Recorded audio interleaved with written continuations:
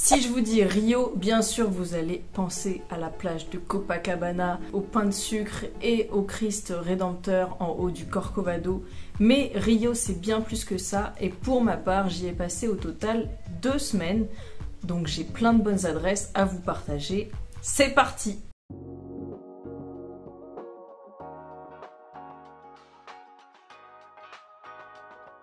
Donc déjà pour ce qui est des différents quartiers à Rio et des idées de logement, j'ai déjà fait toute une vidéo sur le sujet et notamment un logement en particulier avec lever de soleil sur le pain de sucre et sur la baie de Rio.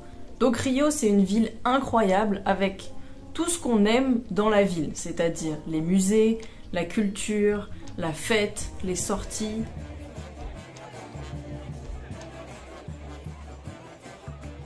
Mais Rio, c'est aussi la ville en pleine nature, avec des plages incroyables et des treks dans la jungle. Il y a par exemple le trek de Dois Irmãos.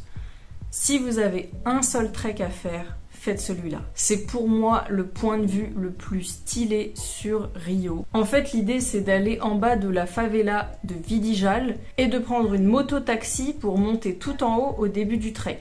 Donc ça fait déjà une expérience originale. La moto-taxi ça coûte que 5 reais pour l'aller et ensuite là-haut il faut acheter un paquet de pâtes ou de riz pour donner à la communauté et ça va être utilisé dans la favela. Ça permet de commencer le trek et ensuite le trek est vraiment sympa. Ça dure pas très longtemps, c'est assez facile, ça dure 45 minutes maximum et à la fin on a une vue magnifique sur tout Rio, sur les plages de Copacabana et d'Ipanema. On a une vue privilégiée sur le Christ Rédempteur, on a l'océan à perte de vue. Donc je vous conseille d'y aller tôt pendant qu'il fait pas encore très chaud et comme ça vous aurez tout le temps de profiter de cette vue magnifique. Après ça, il y a le trek de la Pedra da Gavea. Ça c'est pour les marcheurs très aguerris puisque au bout d'un moment, il faut carrément escalader sur la roche. Donc c'est mieux d'avoir un guide. Et la marche en elle-même dure 6 heures minimum et certains m'ont dit plutôt 8 heures. Donc il faut être préparé mais apparemment ça vaut le coup. Pour ma part je l'ai pas fait mais par contre j'ai fait un autre trek, celui du Pico do Tijuca. Putain, on est au bout de notre vie. On est presque. On va y arriver. Donc comme son nom l'indique, c'est le pic, c'est le point le plus haut du parc national de Tijuca. Dans cette zone, c'est là aussi qu'il y a le trek pour monter au Corcovado pour aller voir le Christ. Mais pour ma part, j'ai simplement fait le Pico do Tijuca. J'ai pris un Uber qui m'a monté jusqu'à l'entrée du parc national et après je suis montée en longeant la route. Il y a pas mal de choses à voir, il y a une magnifique cascade, il y a un joli pont à côté de la cascade, il y a une chapelle et ensuite ça part en urbex avec visite d'une ancienne maison d'esclaves. Donc ça fait un peu flipper, en mode maison abandonnée.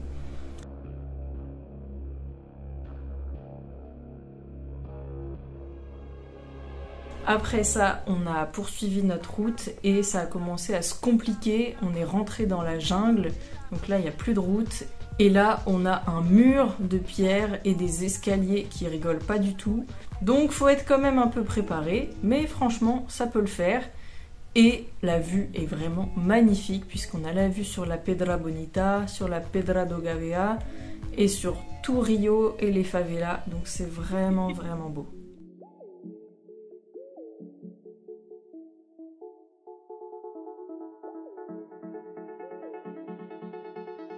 Après l'effort, le réconfort, on part à la plage. Et à Rio, il y a de quoi faire. Donc bien sûr, il y a la plage de Copacabana qui est totalement blindée le dimanche. Il y a tous les Brésiliens qui arrivent avec leurs petits bikinis, leurs glacières, leurs parasols et même la petite chaise de plage. Franchement, ils sont super bien équipés. Ambiance collée serrée, c'est vraiment le Brésil comme on l'imagine. Ensuite, on a Ipanema. Donc moi, ce que j'ai aimé faire là-bas, c'est aller voir le coucher du soleil à la Pedra do Arpoador. En fait, c'est un gros rocher qui fait la jonction entre les plages d'Ipanema et de Copacabana. Il y a pas mal de monde, mais c'est le spot idéal pour aller voir le coucher du soleil. Et il y a de l'ambiance, parce que franchement, il y a le mec qui vient avec ses petits cocktails pour te servir directement alors que tu es sur un rocher super escarpé. Et ensuite, J'ai jamais vu ça. Les Brésiliens, ils applaudissent le soleil au moment où il se couche.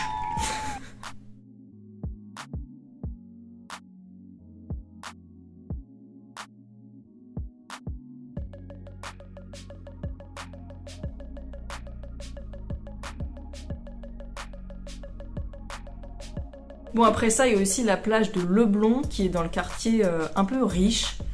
Il y a aussi la plage de São Conrado que moi j'ai bien aimé, c'est beaucoup plus calme. C'est là où il y a les Brésiliens qui jouent au futebol. Et c'est aussi la plage sur laquelle atterrissent les parapentes et les deltaplanes qui partent depuis la Pedra Bonita. Donc c'est assez sympa à voir. Ensuite, pour une vue très stylée sur le pain de sucre, il faut aller à la Praia Vermelha, donc la plage rouge. C'est vraiment trop beau, c'est là où vraiment on voit le pain de sucre, le téléphérique. La vue est vraiment magnifique et encore plus si vous y allez au moment du lever du soleil ou du coucher du soleil. Bon, le coucher du soleil, il est de l'autre côté, mais je pense qu'il y aura quand même des belles couleurs du ciel. Par contre, la plage en elle-même et l'eau sont très sales, donc perso, je me suis pas baignée. Et globalement, à Rio, j'ai trouvé que c'était quand même assez compliqué de se baigner parce qu'au moment où j'y étais, donc fin mars, début avril, il y avait le changement de saison. Et donc c'était très compliqué parce qu'il y avait des vagues immenses, drapeau rouge tout le temps, donc c'est bien pour profiter de la plage, mais pour se baigner, il faut quand même faire très attention. Et je pense qu'il y a d'autres endroits au Brésil qui sont bien plus sympas pour se baigner avec des plages magnifiques, sable fin, sable blanc, eau cristalline. Donc ça c'est plutôt dans d'autres endroits du Brésil que je vais détailler dans une autre vidéo qui sortira très prochainement. Donc n'hésitez pas à vous abonner pour ne pas manquer ça.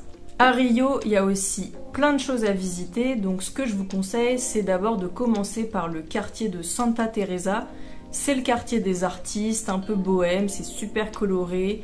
Il y a plein de petits cafés, de petits restos. Donc, très très sympa à visiter. C'est aussi là où il y a le tramway jaune qui vous amène à Dois Irmãos. Et c'est aussi là que vous pouvez acheter une petite caipirinha pas chère du tout et aller voir les escaliers Serradon. En fait, c'est des escaliers qui sont faits tout en céramique avec des céramiques qui viennent du monde entier. Donc, faites attention aux détails pour retrouver les céramiques qui représentent votre pays d'origine. Après ça, je vous conseille vraiment de visiter le centre-ville. Perso, j'ai beaucoup aimé. J'ai fait plein de choses au centre-ville. J'ai d'abord visité l'aqueduc avec les arcs à Lapa. Ensuite, je suis entrée dans la cathédrale la plus bizarre que j'ai vue de ma vie.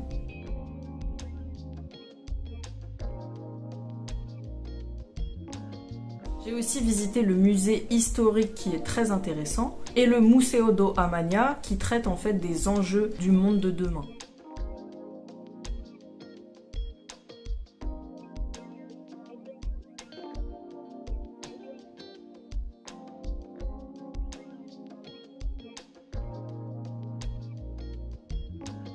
Après ça, j'ai vu les extérieurs du théâtre municipal, mais j'ai pas pu entrer parce que en fait, il y a des visites guidées à certaines heures précises qui sont indiquées sur le site internet et c'est pour faire une visite avec un guide, mais c'est pas possible de rentrer seul et ça coûte 20 reais. Donc moi j'y étais pas aux bons horaires, mais en tout cas juste les extérieurs c'était déjà magnifique. Il y a aussi le cabinet portugais de lecture, un endroit magnifique avec plein de beaux livres. Moi, je me suis crue dans la scène de la bibliothèque dans La Belle et la Bête.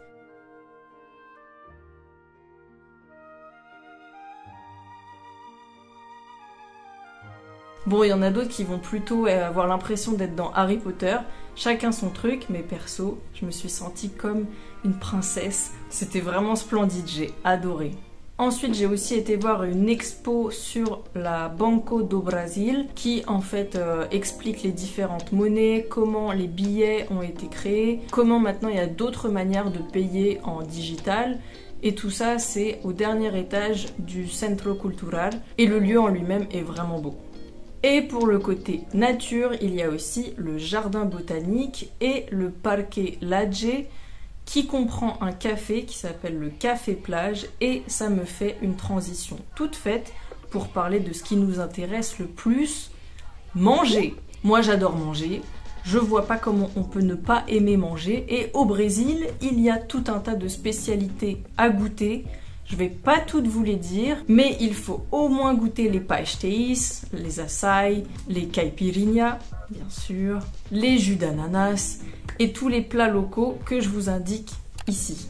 Enfin bref, il y a vraiment plein de choses à goûter et pour ça, il y a tellement de bonnes adresses de petits cafés et de restos à tester pour le petit déjeuner ou pour le brunch, à savoir le meilleur repas de la journée, on va pas se mentir. J'ai voulu aller au café plage du Parque Lage, mais il y avait une longue liste d'attente. Donc j'y suis quand même allée, mais avant ça, j'ai fait un pré-petit déjeuner et je suis allée dans un autre café juste à côté qui s'appelle Endendo. C'était très bon, donc je vous conseille. Ensuite, après manger, j'ai remangé au Parque Lage.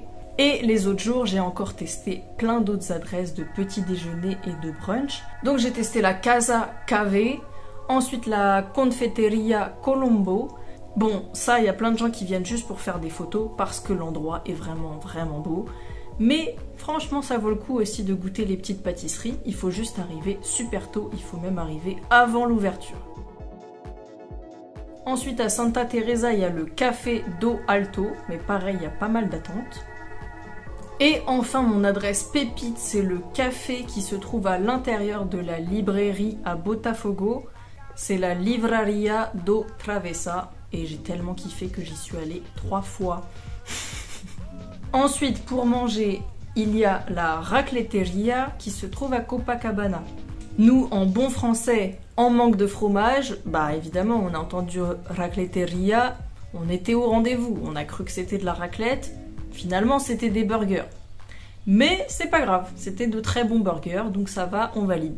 Et aussi, bon, rien à voir avec le Brésil, mais si vous voulez tester la nourriture péruvienne, il y a un super resto qui se trouve à Gloria, il s'appelle Panca, et la nourriture péruvienne, elle est super variée. Apparemment, c'est la 8e année consécutive que c'est la meilleure gastronomie au monde, donc perso, j'y suis allée 2 fois et j'ai trop aimé. Bon, en plus de tout ça, et maintenant qu'on a bien mangé, il faut pas oublier les expériences insolites. C'est comme ça qu'on se crée des souvenirs et qu'on vit une expérience de fou à Rio. Donc n'oubliez pas d'aller danser la samba jusqu'au bout de la nuit à la Pedra do Sal. Essayez de rencontrer un maximum de locaux. Il y a aussi des soirées samba à Gloria et à Lapa qui sont très sympas.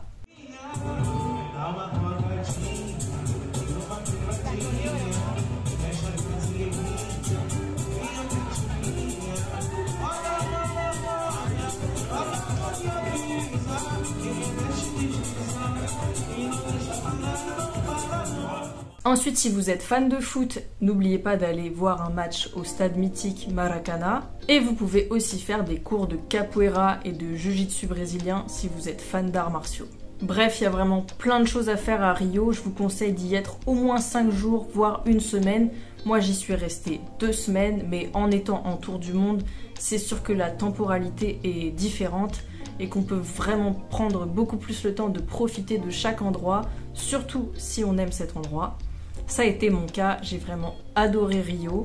Et mes conseils pour vraiment bien apprécier Rio et le Brésil en général, c'est de partir en connaissant quelques mots de portugais, au moins les bases et les sonorités, parce que les sonorités sont totalement différentes de l'espagnol.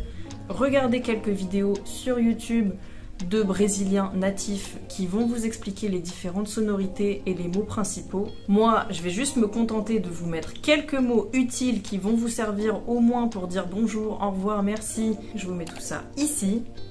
Ensuite, mes autres conseils, c'est au niveau des transports. Donc la ville est très bien desservie au niveau des métros.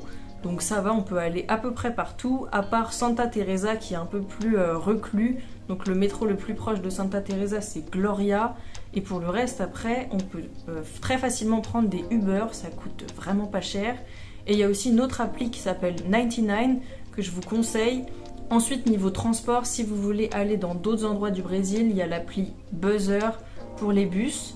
Il y a aussi Blablacar qui fonctionne là-bas. Par contre, le seul problème, c'est que pour l'instant, on ne peut pas payer directement dans l'appli Blablacar. Et du coup, il faut payer sur place. Donc ça fait que certains s'en servent uniquement pour trouver de nouveaux passagers, et soit en fait la voiture elle est trop pleine donc ils annulent au dernier moment, soit ils vous acceptent mais finalement ils vous font payer plus cher sur place. Moi ça m'est arrivé quelques fois et du coup c'est un peu embêtant, donc je vous conseille plutôt de prendre les bus, ce sera plus simple. Ensuite les autres bons plans, donc pour retirer de l'argent sans frais à la banque, il y a une seule banque pour moi qui a marché, c'est Bradesco. Ça marche à Rio et dans tout le Brésil. Après, je vous conseille de retirer juste ce dont vous avez besoin, puisque des Bradesco, il y en a vraiment dans tout le pays. Après, niveau sécurité, bon, je sais qu'on entend vraiment des dingueries sur Rio. Je sais qu'il y a des vols, qu'il y a de la mendicité. C'est souvent les problèmes de vol à l'arraché. Donc en fait, c'est juste, faut appliquer des règles de base. Donc ne pas sortir avec son téléphone ou sa caméra super chère ou ses bijoux de manière hyper voyante. Quand on va à la plage, on prend juste le minimum, on prend pas sa carte bleue ni ses papiers, on prend juste quelques reais en cash et voilà. Et après, on prend un Uber le soir quand on est dans un quartier un peu chaud pour rentrer à son hôtel et voilà. Pour le reste, moi je me suis pas sentie particulièrement en danger à Rio, il faut juste appliquer quelques règles de base de sécurité. Et pour le reste, apprenez quelques chansons de samba et profitez à fond parce que le Brésil, c'est fantastique. Et revenez ensuite ici en commentaire pour me dire si vous avez testé quelques bonnes adresses. Si vous avez trouvé d'autres bonnes adresses, partagez-les aussi en commentaire. J'espère que cette vidéo vous a plu et qu'elle vous a été utile. Si c'est le cas, n'oubliez pas de liker cette vidéo et de la partager à vos amis. Mais surtout de vous abonner à la chaîne et d'aller voir les autres vidéos parce qu'il y a déjà plein de bons plans en ligne et plein d'autres à venir. Sur ce, moi je vous dis bisous et à la prochaine!